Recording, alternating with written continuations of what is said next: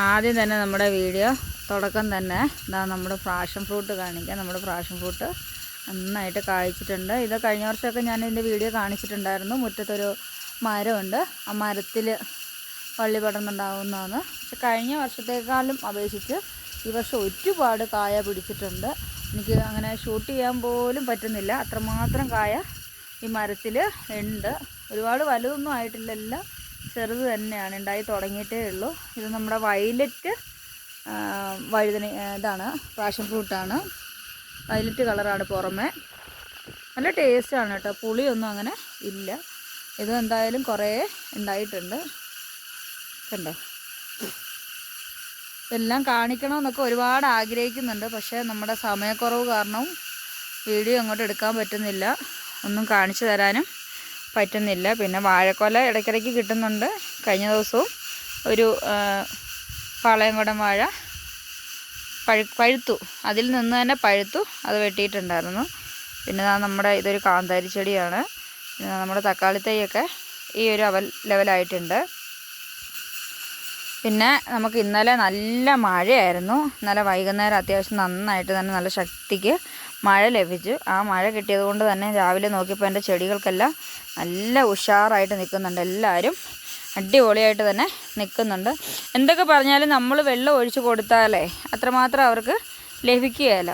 നമ്മൾ ശരിക്കും ഇങ്ങനെ മഴ പെയ്യുവാണെങ്കിൽ ആ കിട്ടുന്ന വെള്ളമെന്ന് പറഞ്ഞു കഴിഞ്ഞാൽ അവർക്ക് ശരിക്കും നന്നായിട്ട് തന്നെ കിട്ടും. നമ്മൾ വെള്ളം ഒഴിച്ച് കൊടുക്കുമ്പോൾ നമ്മൾ എന്തൊക്കെയായാലും ഒരു ചെറിയ ലിമിറ്റിനൊക്കെ അല്ലേ ഒഴിക്കുകയുള്ളൂ. നമുക്ക് ഒരുപാട് കൂടുതൽ ഒഴിച്ച് കൊടുക്കാൻ വെള്ളം കുറവുമാണ്. അപ്പോൾ അതുകൊണ്ട് തന്നെ നമ്മൾ മീഡിയം ലെവലിനെ ഒഴിച്ച് കൊടുക്കുകയുള്ളൂ. ഇതെന്തായാലും തന്നെ മഴ പെയ്തുകൊണ്ട് തന്നെ നന്നായിട്ട് ചെടികളെല്ലാം നല്ല ഉഷാറായിട്ട് നിൽപ്പുണ്ട്. പിന്നെ ഞാൻ കുറേ ദിവസമായി കാണിക്കണമെന്ന് ഇങ്ങനെ വിചാരിക്കുന്നു, നടന്നില്ല. ഞാൻ കുറച്ച് ബീൻസ് നട്ടിട്ടുണ്ടായിരുന്നു.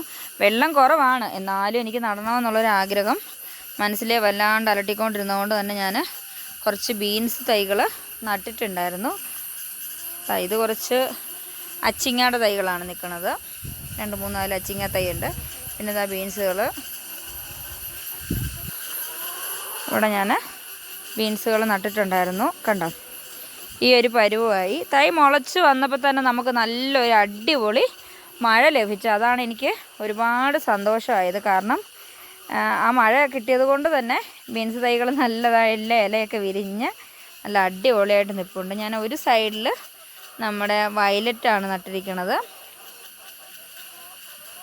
അല്ല, ഈ ഒരു സൈഡ് വരെ ഞാൻ വയലറ്റ് നട്ടിരിക്കുന്നത്. ഇപ്പുറത്ത് നമ്മുടെ ഹെസൂ ബീൻസാണ് നട്ടിരിക്കുന്നത്.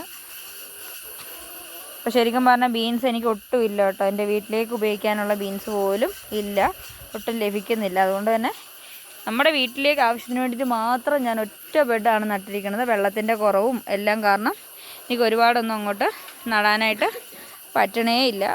പിന്നെ ഇവിടെ കാന്താരിയൊക്കെ മുമ്പ് വീഡിയോയിലൊക്കെ ഞാൻ കാണിച്ചതാണ്. എല്ലാവരും നല്ല ഹാപ്പി ആയിട്ട് നിൽക്കണം. എന്തായാലും മഴ പെയ്തതിൻ്റെ ആ ഒരു സന്തോഷം ഇവർക്ക് നന്നായിട്ട് തന്നെ ഉണ്ട്. കണ്ടോ,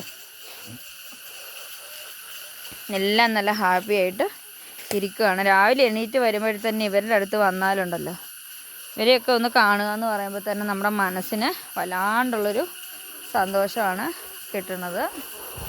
ചെടിയുടെയൊക്കെ അടുത്തുകൂടെ വരികയും അവരെയൊക്കെ ഒന്ന് തൊട്ട് നോക്കുകയും ഒക്കെ ചെയ്യുമ്പോൾ നമ്മുടെ മനസ്സിന് കിട്ടുന്ന സന്തോഷമെന്ന് പറഞ്ഞു കഴിഞ്ഞാൽ നമുക്ക് പറഞ്ഞറിയിക്കാൻ പറ്റാത്ത ഒന്നാണ്.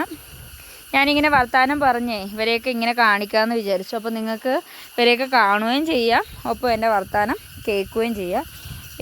ഞാൻ കുറേ നട്ട് നോക്കിയതാണ്, കൊത്തമര. അങ്ങോട്ടൊന്നും പിടിക്കുന്നുണ്ടായിരുന്നില്ല. കഴിഞ്ഞ വർഷം പിന്നെയും കുറച്ചുണ്ടായിരുന്നു. ഇപ്പോൾ ഒരു തൈയേ ഉള്ളൂ, കായ്ച്ചിട്ടില്ല. പിന്നെ ദാ ഇവിടെ കുമ്പളത്തൈയൊക്കെ കിളുത്ത് നിൽപ്പുണ്ട്. അതിൻ്റെ കൂടെ ഒരു പടവലത്തിൻ്റെ തൈയും കൂടെ കിളുത്ത് നിൽപ്പുണ്ട്. പിന്നെ ഇത് നമ്മുടെ വഴുതനങ്ങയാണ്, നമ്മുടെ കറുത്ത വഴുതനങ്ങയാണ്.